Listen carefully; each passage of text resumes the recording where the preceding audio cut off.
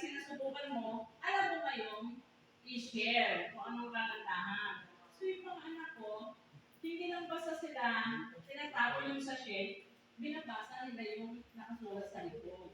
Sabi ng anak ko 10 years old, Mama, maganda pala mama yung mga naka-indicate ko sa sa mga papel o doon sa mga sample.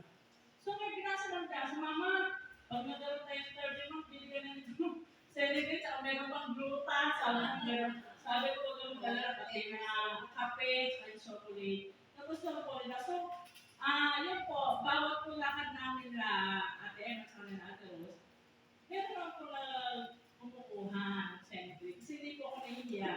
Sabi ko nga po, papasalamat po kasi, Lord, this is my second time na unang mawak tayo sa mga politiko. Siguro, it's about time naman na pangkalusugan naman yung ating ibil.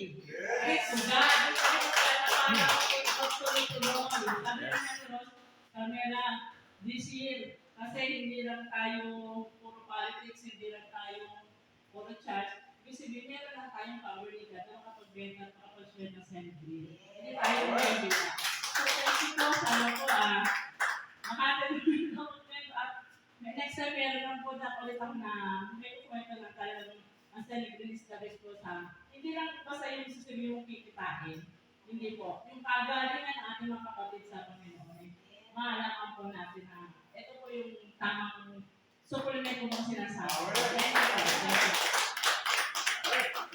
Thank you po. Thank you po.